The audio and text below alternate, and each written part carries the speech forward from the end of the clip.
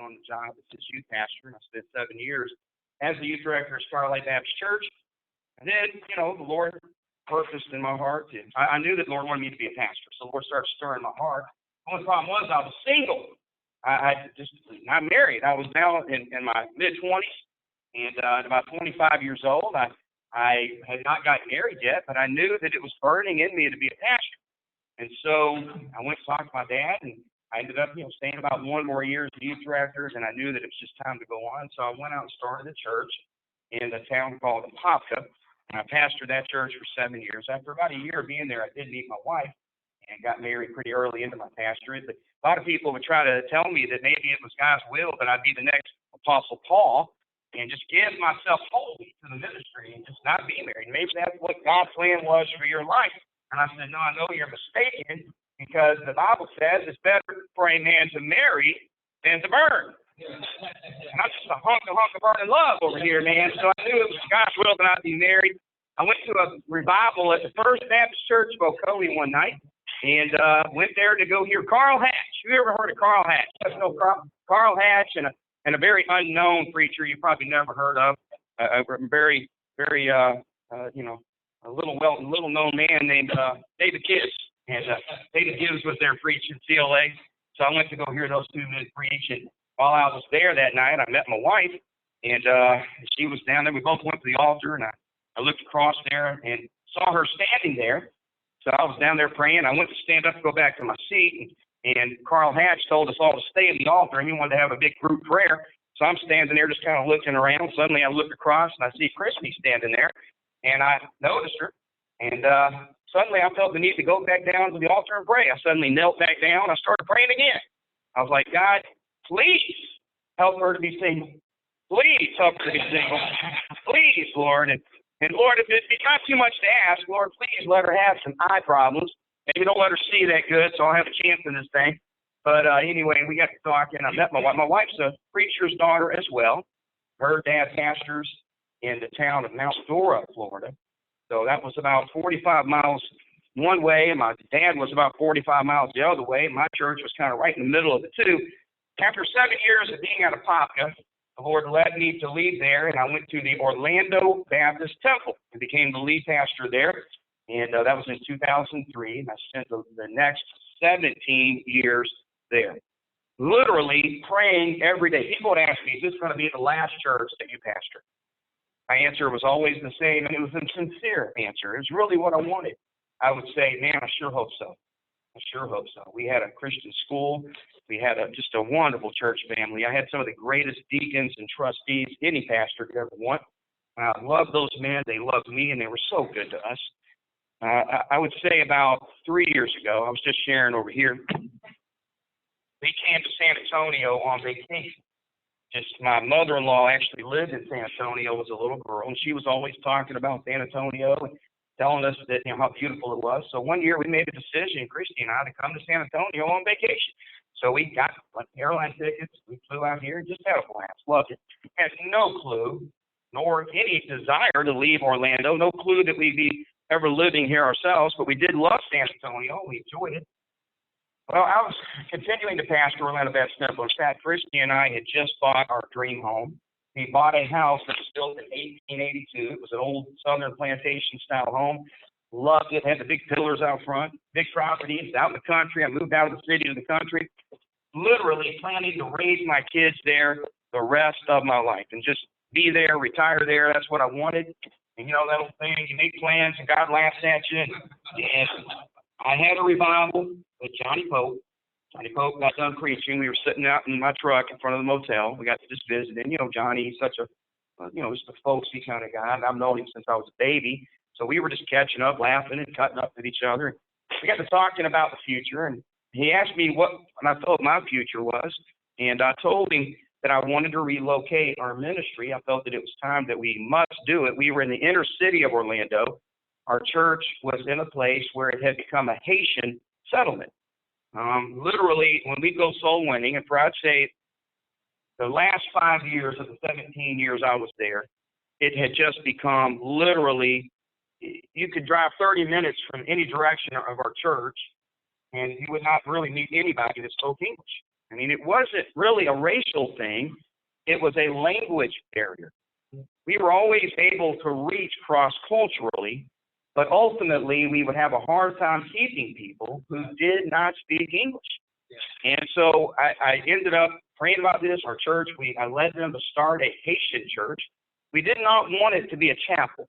I don't believe that system really works that well. I think we need to be planting churches in these big inner cities that speak other languages and making them sister churches. A lot of times we're trying to have departments that maybe speak Spanish or speak Haitian. I believe if we don't reach these big inner cities, they're going to reach us. If we don't start reaching them, these people coming from other countries are coming here in droves. I mean, listen, you couldn't go 30 minutes from our church and knock on any door where there wasn't sometimes 4 or 5 Haitian families living in one house. Hundreds of thousands of them. Of course, they're bringing with them voodoo, and they're bringing with them false religions, and of course the cults are very heavy with them, the Mormons, the Jehovah's Witnesses. So, here's the thing, if we don't start reaching them, I promise you they're going to be bringing things here to reach us, especially when we're dealing with the Muslim countries that are pouring in here by the tens of thousands, and they're living in our inner cities. If you don't believe me, go visit Detroit, just go down and hang around in the malls in San Antonio and just count the people that are Muslims walking around. Many of us never even saw a Muslim until we were in our 30s or 40s. Now they're everywhere. So here's the reality. We don't evangelize them. They're certainly going to evangelize America. We need to be starting churches and planting churches. I love foreign missions, man. I love it. But I'm going to tell you, churches, we better start thinking about domestic missions. We better start thinking about planting some churches in these inner cities. We could have a young man that speaks fluent Spanish. We do not have to send him to Mexico City to reach Spanish people. In any of our big cities, there's tens of thousands. We don't have to send someone to an Oriental country anymore. So anyway, we helped start this church, and it became very apparent to me that they needed somebody from their culture for Orlando Baptist Temple to continue, and I definitely felt that it was time for me to step down. So I let Brother Johnny know that, and he said, "Look, if I hear of a church, do you mind me putting your name out?" I said, "Man, the Lord leads you to do that, that'd be great." He said, "If your buildings do not sell and the Lord closes that down, what are you going to do?" I said, "Well, I know that I need to get out of this pulpit. I need to let a man come here that can reach the community as it is today." And we had a beautiful complex. We had a 17-acre complex that lake on it. We had Christian school, gym, the whole thing. Loved it. I was going to live there my whole life. But then the Lord showed me that it was time. So I came to Towneast Baptist Church. When I got on the plane to come, I told my wife, I was going to go look at it. I said, I promised God I would if he put something in my path. I promised him I would go look at it, pray about it. And I said, "Honey, listen, don't worry about it. We're not moving to Texas. I'm moving to Texas." I was still hoping and praying that God would open something up in Florida. I was the director of the Soldiers of the Cross camp and also the Soldiers of the Cross Ministries, which was a massive youth rally network. We averaged anywhere from 300 to 400 teenagers. On the third Friday of every month, we had churches all over Central Florida that would host these monthly. The Lord had led me to start that way back in '95, and I've been running it ever since. The camp, 23 years of running the Soldiers of the Cross camp. I didn't want to let all that go. I just kept hoping. I was like, God's got to open up something in Florida where I can stay here and still run the camp and the Soldiers of the Cross and all these other kind of evangelistic style ministries. But it became apparent to me after I came here and preached. I got on the phone that night. I said, "Honey, I don't know how to tell you this, but I said, I'm just feeling a stirring. These men that I've met, I feel like I went to school with them. I feel like I've known them for 30 years. I said, I'm just feeling an excitement about it." She went, "Oh, no." She said, "Well, I'll start going to get boxes." Well, of course, it took about 3 months from start to finish. They flew me up a couple of different times, flew my wife and kids out, and they interviewed us. You know how the process goes. Then they had a vote. Now, some of you may know some of the history there. Pastor Larry had cancer, and he died. His father started the church. I'm the third pastor at Towneast Baptist Church in 61 years. When I heard that they'd only had 2 pastors in 60 years, I felt that was an impressive track record. And I felt confident that it was a church that would love their pastor and a church that had had long-term pastors. And so that was a good sign to me. But when they had the vote, I was the 7th person that they had actually looked at, and there was lots of men they had interviewed, and they didn't really get past even the interview process. So they were really taking their time as well. And I honestly didn't know how it would go, but I just put it in the Lord's hand. And I came back and I'm preaching a view of a call, and I told the Lord, Christy and I agreed, if we didn't get at least 90% vote, we would not come. That was our fleece, so to speak. We didn't get a 90% yes vote. And of course, in the Constitution, it didn't require that much, but that was my fleece. I wanted a 90% vote. I wanted to see that the church overwhelmingly was solid and there was salt there. Well, anyway, they came back in, they counted all the votes. I got a 100% yes vote, which blew them away, blew us away. I felt that it was a mandate from God that this is where He wanted me to be. So I went home, and the next week resigned at Orlando Baptist Temple. And my family and I then moved. And 1 year ago, on the first Sunday in February, I took pastorate at Towneast Baptist Church. So I've been there 1 year this month. And God has sure been blessing. But I'll tell you, the topic that I was asked to speak on is what to do when you take a new church, when you're in transition. When you're in transition, let me read something to you. If you got your Bibles, you can join me. 1 Kings chapter 17. I'll tell you, I love the ministry. I'm a PK, and I'm very proud of that. I love my dad, and I love my father-in-law, two great men that have served God and been faithful. I love being a pastor, but I do know that sometimes being a pastor can have its frustrations, but I wouldn't want to do anything else in the world. Just let me on that. I'm so glad that I get to do what I love doing. I get to do it full time, and I just feel so privileged. And I went full time as a youth pastor when I was 20. The first 2 years, I did it for free. You know how that works. I did it, and they gave me a $50 a week kind of a gas allowance. The youth department, the church was growing, and they brought me on. And for a $200 a week salary for the next 7 years, I was the youth pastor at Starlight Baptist Church. Man, I didn't think anything would. I thought I'd be there for the next 50 years. I've had a lot of transition. I've pastored 3 churches.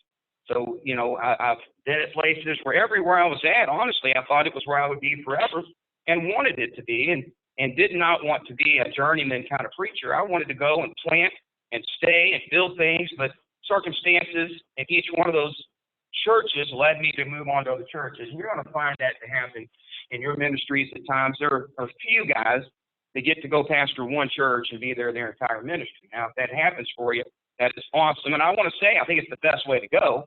I think that if you'll go and stay and just plant yourself and get there and stay through the storms and the changes, it is the best way to go. Sometimes you're going to find yourself in a circumstance like I did, where you realize, it's very humbling to realize it, that you're not the answer going forward for this church. Yeah. That's a humbling thing to come to. Yeah.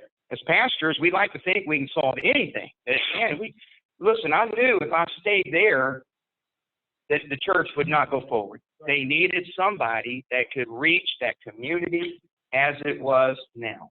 We could sit around and talk about the way things used to be all day long, but things have changed. Yeah.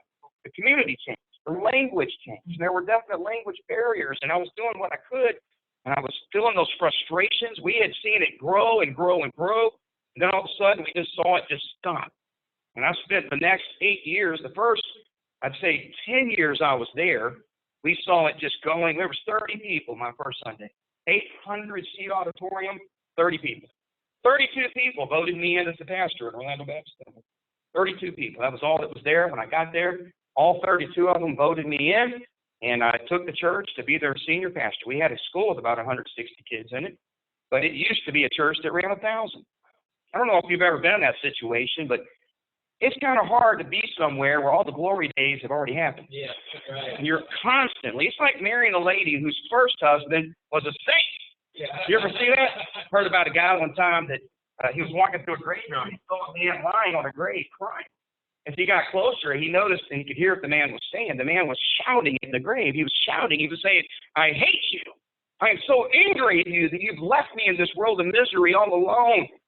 So the man thought, "Man, I better comfort him." He walked over to him and he put his hand on him. He said, "Brother, are you okay?" And he said, "Yeah." He said, "I'm just having a hard time." And he said, "Man," he said, this person, you're very emotional." He said, "Was this somebody close to you?" He said, "No, it's my wife's first husband." You know, sometimes, man, you can just be in a world where who was there before you, all the glory days were back there. Well, man, I went into this church. I was down to 30. And we built it up, and then I saw the community just change. It's humbling to think that there are things that you can't control, things you can't change. And sometimes, despite your plans and despite your wants, man, I loved Orlando. Loved it. I have 27 nieces and nephews that live in Orlando. I mean, a big family. I have 2 brothers that are both pastors. I have a father that's a pastor. My sister, who's actually the best preacher out of all 4 of us, all 5 of us. My younger sister is a secretary at church. My older sister married a young man who's a pastor in Ocala, Florida. I mean, man, we had this network, and I didn't want to leave all that. And I never dreamed of it. But, sometimes you find yourself in a situation where change is going to come in your life. So you got to build a road. But so I'm going to talk to you a little bit what to do when you take a new church. Now, I've got to be cautious of time. And really, when I'm looking around, there's really no excuse for me going over time here because there's obviously a lot of clocks on the table. But I really didn't take note, and I should have, what time I started. But let me see here. It shows that my watch is about 4 minutes till. So I'm going to try to go until 20 after. Would that be a good time? Would that leave you plenty of time, Brother Forrest? But I'm going to need help. You want more time? More time. That'll give me 25 minutes from this point. I think I can knock it out. Can somebody do me a favor, though? Because you know how it is when you're up here, you just get going and you go over time. Can I get somebody that has a watch and knows how to tell time? So therefore, you cannot be a pastor. Because when a pastor looks at their watch, it means nothing. But 20 guys over here can wave at me when I have 2 minutes to go. At 23 after. You wave at me at 23 after. Are you really going to do it? You're not going to just tell me you're going to do it. I'm trusting you. And then all of a sudden I eat up all of Pastor Forrest time. It's your fault. Because I will. I'll just get going. And if I'm still preaching at about 26 after, just say, hey, dude, you're not talking. I'll just stop and go sit down. All right. 1 Kings 17, verse 1 says this. And Elijah, the Tishbite, who is of the inhabitants of Gilead, said unto Ahab, as the Lord God of Israel liveth, before whom I stand, there shall not be dew nor rain these years, but according to my word. And the word of the Lord came unto him, saying, get thee hence, turn thee eastward, and hide thyself by the brook Cherith, that is before Jordan. Now notice there's a very specific place God wants him to go. Notice this in verse 4, and it shall be that thou shalt drink of the brook, and I have commanded the ravens to feed thee there. There's a there. Every one of you that serve God, God has a there for you. There's a specific there. God's will is specific. For every land, God has a plan, and God has a man to do the work there. Amen. You may be the one God has for that specific place, but he says, I want you to go there. He says, I'm going to take care of you there. That's where the brook is. That's where the ravens are going to come. Now, he had an option. He could have said, I don't want to go there. But that is where the provisions were going to be. So as long as you're in the there, that is where God is going to take care of you. And we have to find peace that wherever God moves us, if we find that there that he has for us, we will have the power of God, the protection of God, and we will have the provision of God. God will give us what we need. So we see that he goes there. Now, look at verse number 5 here. So he went and did according unto the word of the Lord. That's always a good move, obey God. For he went and dwelt by the brook. By the way, there's some preachers don't obey God. There's a little story about a guy named Jonah. Yeah.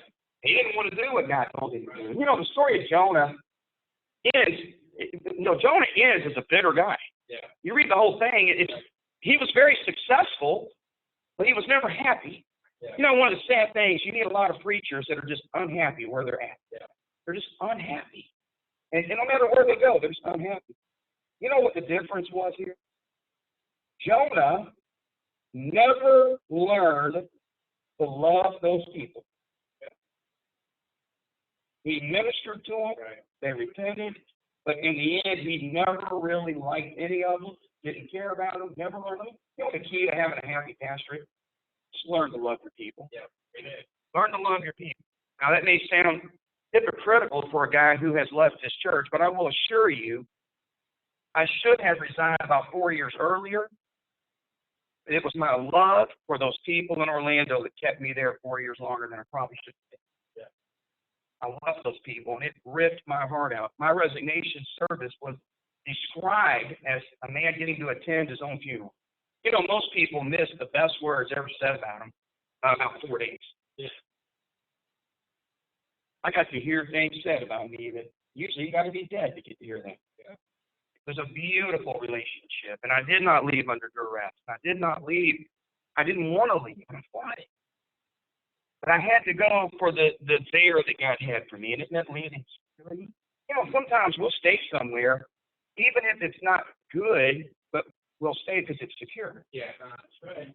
We'll stay because it's something we understand. Yeah. We'll stay because we're just afraid, and it requires great faith to be able to launch out, go to the there. But in any case, we see Elijah is told to go to the there, and he does according to the word of the Lord, and that obedience is going to bring the provision, the power, and the protection of God. Now, he goes and he dwells by the brook Cherith, that is before Jordan. And the Bible says in verse 6, and the ravens brought him bread and flesh in the morning, and bread and flesh in the evening, and he drank of the brook. And it came to pass after a while that the brook dried. It dried up. Get your pen, underline that. The brook dried up, because there had been no rain in the land. By the way, rain is often symbolized as God's blessing in the Word of God. It's often a metaphor for God's blessing.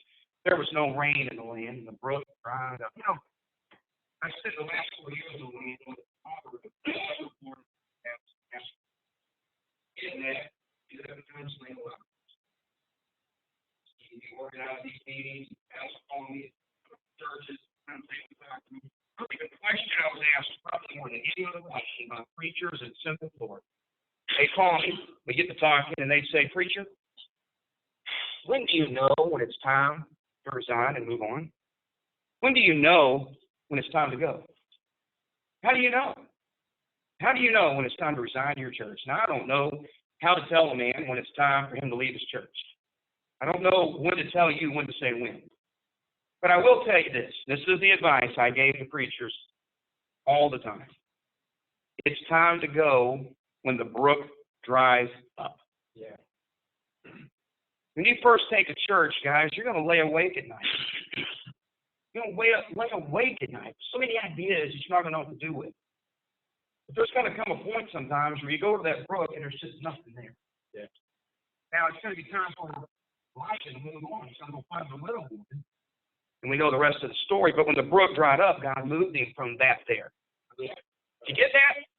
So, guys, when you're at a church, instead of staying and going through pretenses and handing to the next guy a church that there's nothing left, when your brook dries up in your spirit, in your creativity, in your desire, when you can look at this church and you have no plans left, nothing that you're thinking about doing, and you think of another year there, you'd rather take an ice pick to your eyeball.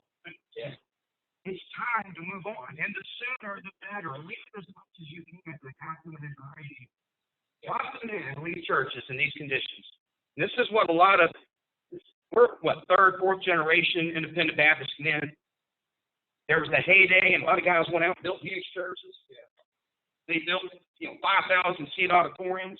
And then they sat on them. They weren't building them the last 20 years they were there. They were just sitting on them. Then they turned them over to some preacher boy who was excited to have big buildings, but now the church it's dead. Yeah. It's in debt. Yeah. Buildings are dilapidated. You're supposed to try to take that, and they'll say, well, back when we were there, we didn't have a problem paying the mortgage. Yeah. You got to do what made you successful to keep you successful. Getting a big church is only part of the battle. Keeping it's the hard part. And a lot of guys, the brook has quit running, and they've stayed, and they've stayed, and they've stayed, but they're not creative. They're no longer burning with it. They're no longer excited. Sooner than you realize the brook is not running anymore, the brook is dry. That's when it's time for you to move on. And all of us have probably already been there, or you will be there at some point. So when that brook runs dry, that's when you know it's time to go. God's moving you from that there place, that specific there. And God's will, the what never changes, but the where does sometimes. It's God's will that I be a pastor. I'm solid on that. But it was God's will for me to pastor Orlando Baptist Temple for the last 17 years. but the brook ran dry. I got up from there and found the next layer. Okay? It does happen. Now, whenever that happens, here's some notes for you guys. I'm going to give you some what to do's here. Determine before you go there that it is God's will that you be there. Do not go there and spend the next several years trying to decide once you're there if that's where you're supposed to be. Pastors do that. Sometimes they'll grab it because they just need a job, or they just need to get back in the pulpit. But they don't really. They'll get there and spend the next 3 years trying to decide this is really where God wants us to be. I remember when I was a boy, we built a ramp at the end of a big hill, and I decided I wanted to be Evel Knievel. So I had my bicycle, and I decided I was going to jump this big ramp. Put a bunch of stuff out there to jump over it. And I went down this big hill, and I put it at the base of it. My brothers were there. I got into it, got all my momentum going. When I hit the ramp, it was at that point that I realized that this was not a good idea. And I decided to hit the brakes, and I changed my mind. You know, when you go over a cliff, all you can do is ride it all the way to the bottom. Man, I tumbled over about 10 acres of yard. I left about half my knees. And, you know, whenever you launch, you got to commit. Yeah. You don't change your mind. A lot of guys just they get into churches, they don't determine this is where I'm supposed to.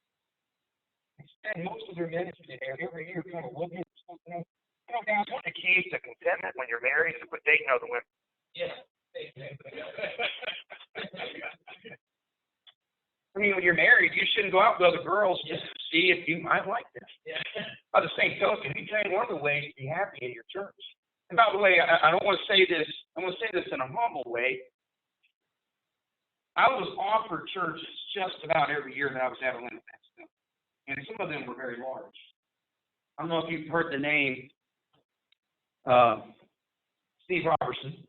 He pastored a church in Tennessee. He ended up, unfortunately, having to leave there. And a church called him and wanted me to come be their pastor. But God, he was praying about it. I told him I knew I was where God wanted me to be, and I stayed at Orlando Baptist Temple another 8 years. You know why I didn't go look at it? Because I had not been sitting in my office thinking, maybe it's time for me to go. I was happy and I was content. I was excited. I couldn't sleep at night with the plans that I had, and I led these people through some big things. Here's the thing. If I had gone and flirted with it, it would have destroyed my contentment where I was at. And I was happy where I was at. Guys, listen, when you go to your church, it's not about being there unless something else bigger comes along. Right. That's opportunistic. Just because you can't do something doesn't mean you should do something. Okay? You got to determine I'm where God wants me. You got to determine that. So you pray about it and give the Holy Spirit veto power. That means He can shut doors. And if He shuts it, don't try to get a crowbar and open it up. If God didn't want you to be there, you don't want to be there. Research the church before you go. Ask, counsel. Seek counsel. Check it out on the web. All pastors in the area that know it. Find out things. Brother Forrest, you and I spoke while I was still in Orlando. I asked you some things just to make sure I wasn't getting into a mess.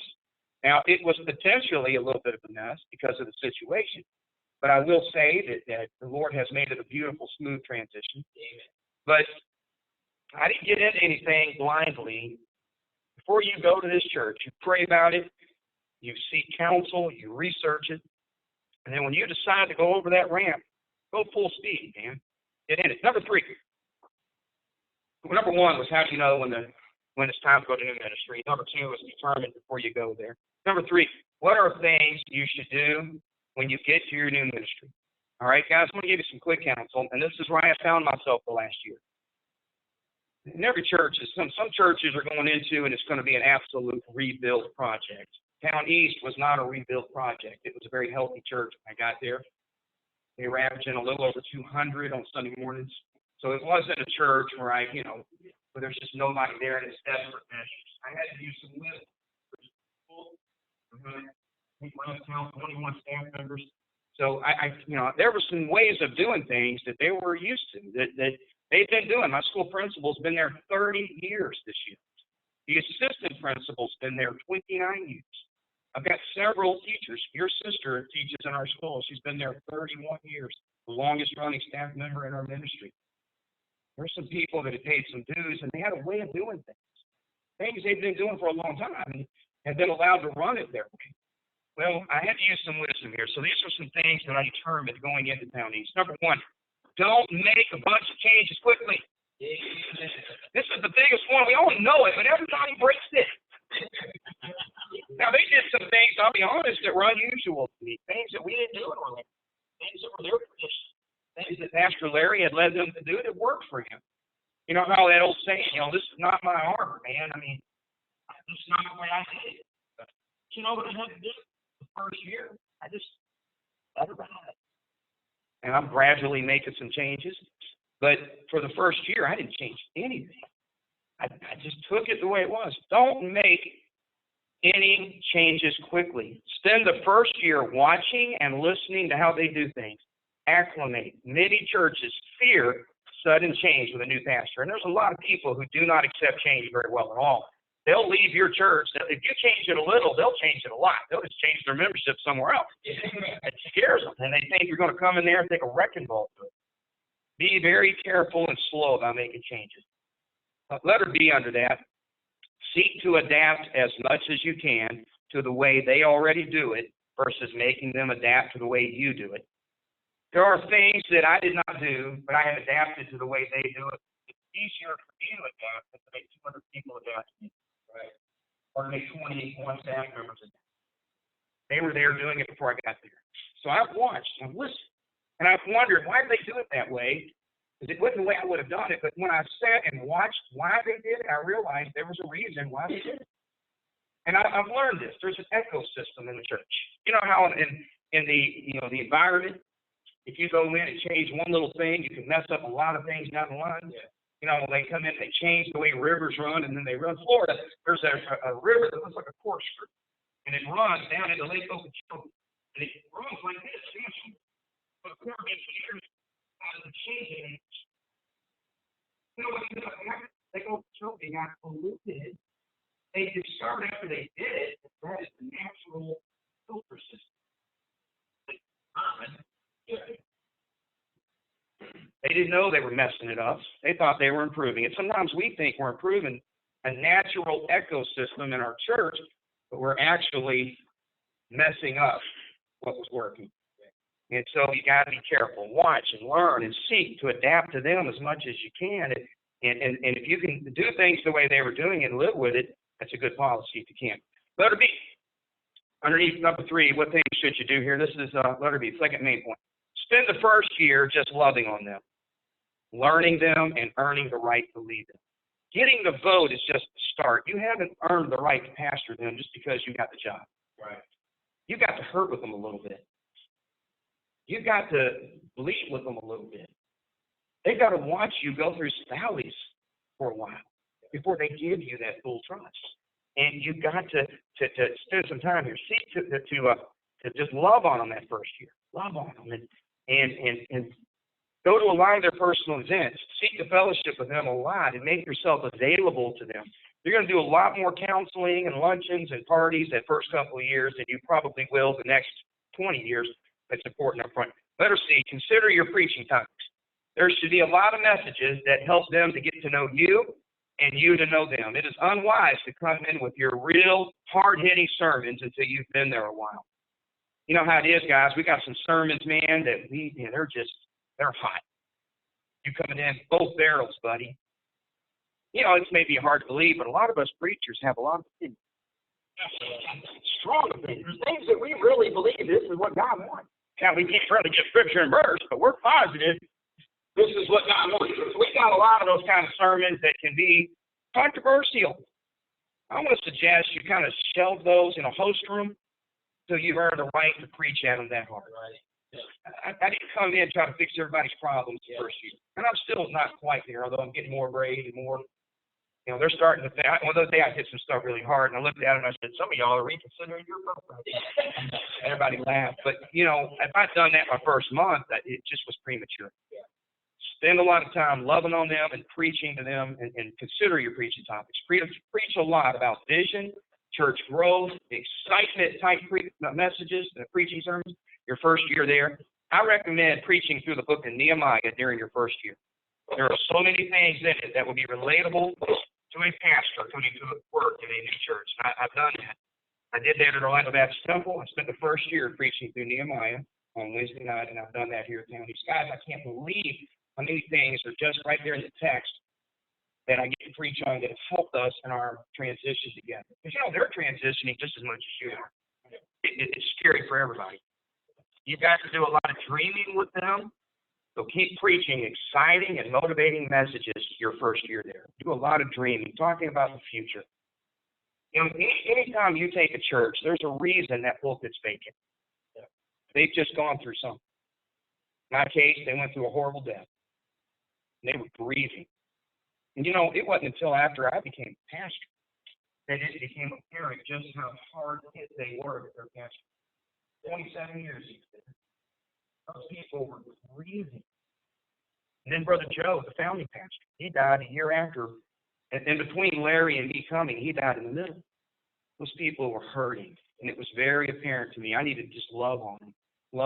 And I put trying to really grow a lot on hold. Now, there was a lot of things. One of the things I did, too, is I honored their existing calendar. The assistant pastor had planned out the year in advance of me coming because he didn't know if they'd have a pastor or not. So when I got that, I didn't change anything on it. I added a few things, but didn't change anything. I let it be. I let the same speakers. I kept the revival in place that they'd already planned, and the speakers and the Rochesters and Mark Thrift. I didn't change any of that. And I didn't know Brother Thrift, but I'm sure glad I've gotten to know him. What an awesome man. I was coming back this year, but I didn't know him. We just kind of ran in a different circle. I wanted our people to feel as comfortable as I could make them feel in the transition. I got to do it quickly. How much time do I have left? Do I have to? I'm just going to try to read these text, guys. I'll try not to make too much comment here. The big truck is coming. That truck. That man. Gotta get out of the road, man. I got my toys to get up to the side over here. The big truck's coming down the lane. Here we go. Get yourself organized during that first year by having meetings and surveying what is already going on and how they're doing it. Do a lot of talking with your leadership. Do a lot of listening. That's not something us preachers are usually good at. We need to go find listeners. That's what we do every week. We go soul winning, so we can go get us some new listeners. We need to do a lot of listening ourselves that first year. All righty, letter E here. Spend a lot of time observing the strengths and weaknesses of your new church, because I guarantee you they'll be both. And get to know it. Spend a lot of time observing it, just watching it. Letter F, do not start a bunch of new programs quickly. Now, that's a temptation because you're wanting to grow, but it's the worst thing you can do. Move slow and let the demand for a new class or program determine the start for a new program. Let me tell you where the demand for the program will come. It'll come, number one, from the desires of the people. We did not have, this is what Brother Larry, he liked it this way, he didn't have Sunday school, but he had the Sunday night small groups. Now, I came from the old Sunday school world. I love Sunday school, and I'm not against people doing whatever they want to do. We're independent, amen? Right.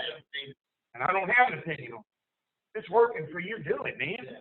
But my people were coming to me in droves. Preacher, we hate this Sunday school thing. We want Sunday school. We want Sunday morning Sunday school. Now, I purposed I wasn't going to change anything for the first year.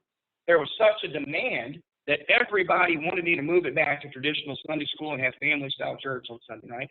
And I went ahead, and I've been there about 8 months. We went ahead and launched a new Sunday school program. And it's been very successful. Our people have loved it. But I would not have done it had there not been an extreme desire for people.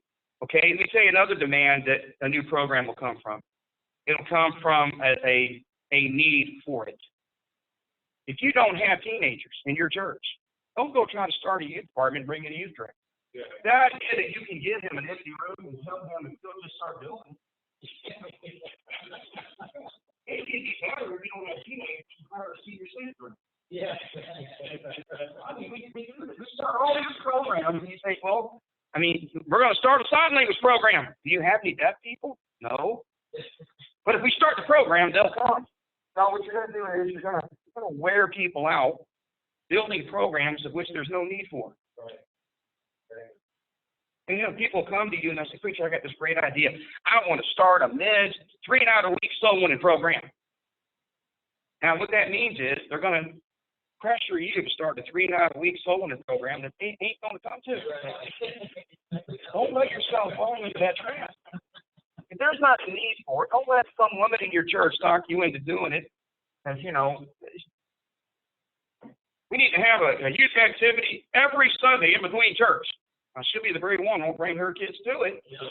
And she'll get you and your wife trapped into running it. Yeah. All right, let me go through this. Preaching. Let's a demand in what brings programs. Don't come in and start a bunch of new programs quickly. Do that slowly. Letter G, don't constantly talk or compare your last ministry to your current new ministry. That's kind of like, having a new girlfriend and all you do on your dates is talk about your last girlfriend. As fun as that may sound to her, it's really not that much fun. Lots of preachers get up and they either talk positively all the time about where they used to be and the people get sick and hear all that, comparatively, or you trash the church you came from. Yeah. That's not a good sign. Right. But you know what? Your people don't like it either way. They'd rather just, you got to learn this when you're with your wife. She really would just rather talk about her. Yeah. And not the girls that you love before. Hey, your church would rather you just see about where you're at. Not trashing or positively talking about you. Be careful about that. All right, I'm almost done. I promise you. Hey, pace yourself and don't try to do it all in 1 year. Don't try to throw everything you got at them the first year. Pace yourself and realize that you don't have to do it all in 1 year. Remember, that next point, remember to be patient. It will take you time to see the results of your work in your new church. It has been suggested that it takes upwards of 5 years for a pastor to become ingrained with the people and to implement his plan. Give it time. It takes a long time to see a harvest. Don't get discouraged. Letter J, get involved in the new area you now live in. Support the local sports teams. Brother James, you're an unbelievably good example. I watch you on Facebook, and you're always doing stuff, going to the local high school and getting involved in the things that are around there. That's a smart move. Smart move. Get involved in the local area. I was born and bred to be a Razorback. But in Florida 30 years.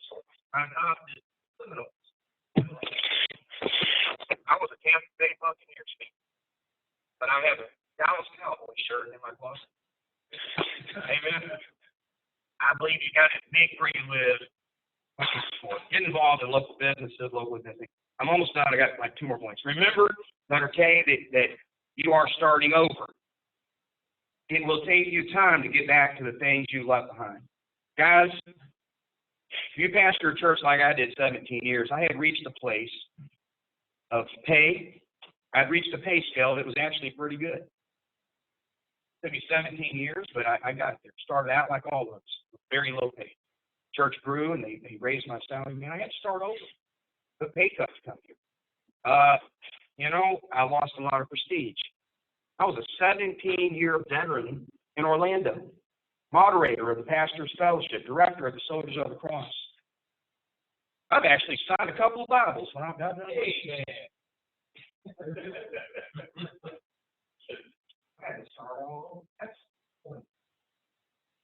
That's just somebody knows me or my family name. You know what I'm trying to say? Yeah. You go to a new church, you got to be willing to start over. And there were things I could preach as hard as I wanted to in Orlando. Those people knew I loved them. I don't have that privilege just yet, but I'll get there. But I had to start over, building it all back. Now, lastly, if you came from a rough ministry, do your best not to punish your current church for your past church's failures. Some pastors have been really hurt badly, and it may be wise for them to give some time to go sit under another pastor for a while before they try to go to a new church. They're not ready for it yet. Sometimes you'd be smart. Just go join a good church, sit under it, let your heart heal. But do not punish your current church for the church you came from. If this is your first church, be sure to take it slow, seek counsel from mature pastors a lot. Realize this is not going to be like the church you went to in Bible college. Guys, I'm going to tell you, if it's your first church, this is a problem in our ministries. A lot of young men going to work for Bible college, kind of like maybe Disney World, so for the county fair, where you went, you had 100 other Bible college kids around you. You went on a bus route with 30 other guys. It was a club and a party all the time, and it was a mega church. Then God puts you in a church somewhere out in Hoboken, 20 people. A lot of guys can't handle it. You're going to have to realize that you're going to have to go somewhere where you have to be the nucleus. It's not going to be like it was in your Bible college years. And sometimes you got to pay some dues. They're not fun. But you pay them, God has greater things. Pay your dues, you're never going to outbless God. I have more to say, but I'm out of time. Brother Forrest, I'm looking forward to